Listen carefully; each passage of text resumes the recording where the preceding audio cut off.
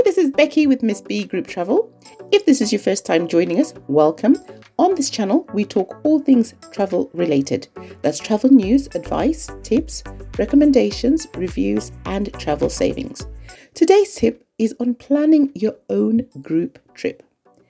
As a group travel organizer, I get asked a lot about planning the perfect group trip. And whilst not all trips are perfect from start to finish, here's my top 10 tips for hassle-free planning for your group getaway, birthday, anniversary, social event if you are the designated organizer.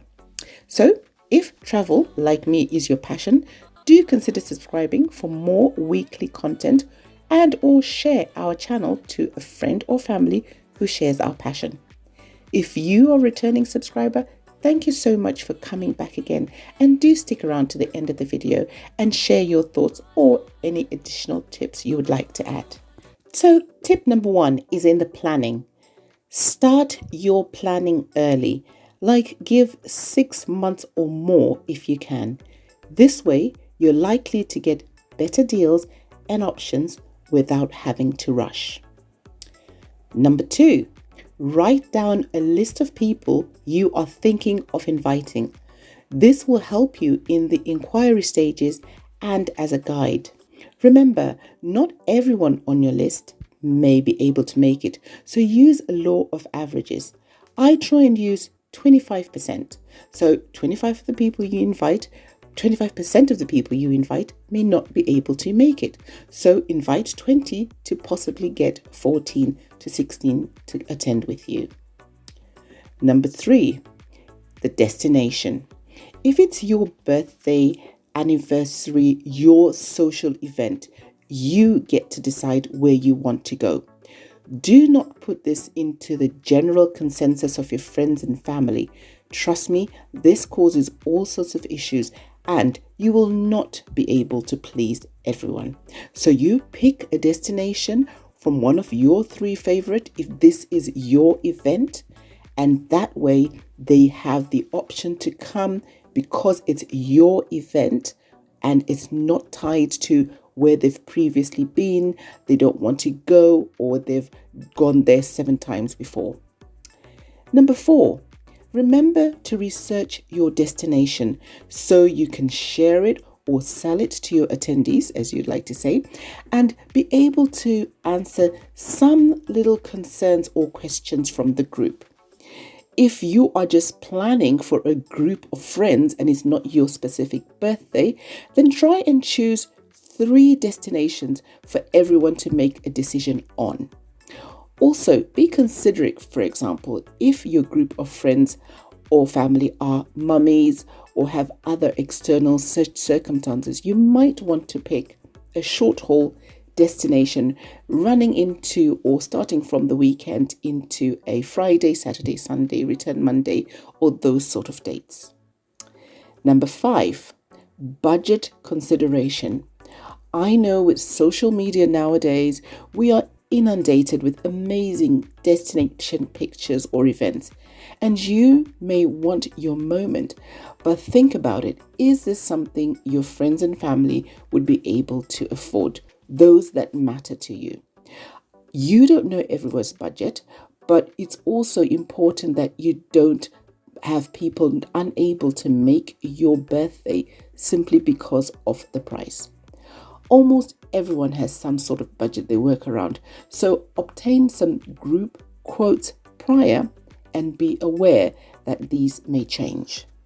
Right, number 6, mode of transportation. If you're using a flight, train, bus, whatever mode of transportation you're using to get to your destination, research this so that you can advise your attendees how they can best make it to that destination. Personally, I prefer you would leave from the same airport and the same airline if this is possible. This will help with the transfer costs. It also gives that group vibe and assists other members of the group who may not be frequent travelers and not very, confident in booking themselves. Remember, you must explain the terms or send them the link to the airline you're thinking of booking with. Number 7, hotels and accommodation. I would suggest, if you're the one who's organizing the trip, pre-book 2 to 3 hotels on these no deposit free cancellation sites. However, please do read the terms and conditions before you do this, and make a diary note of the free cancellation date should you choose not to go ahead. This will help you so you do not get charged if you do not use this particular hotel. Or you can book direct with the hotel, ask them for a group rate or a discount. But be aware, if your booking is based on a certain number of people, for example 20, and if you fall under this number, the hotel may advise your rate goes up. So just be aware when you do that to look out for those little terms and conditions.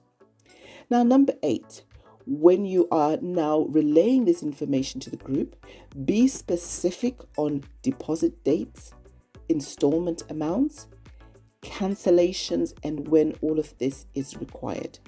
To make it easier on yourself, set up an Excel template or worksheet. I have a very simple template you can use, and I've linked that down below. It can be used to collate all the above information. Ensure there is a deadline and specification on deposits and whether they're non-refundable or not. You do not want to be left out of pocket for being the organizer. Number 9, set up a communication channel, preferably one everyone has access to. If using WhatsApp, create an initial broadcast group. Do not create a general group where people are now able to put their comments in, what they think or whatever. At this stage, this is not necessary. I have also linked below a free sample text message you can send to your friends and family to introduce the trip. All you need to do is change the dates, the hotel, and the destination. And number 10, last but not least, engage in a group travel organizer or consultant knowledgeable in that area to best help you plan your trip, like myself. So, thank you so much for staying with me until the end. I hope these tips will help you as you start to plan a group trip. I will have another video of the next stage of now you've got your people ready, how to go about booking this, extra questions, activities, and all those fun things that we like to do on trips. If there's anything you want to add to this pre-planning of a trip, please do link this in the comments below.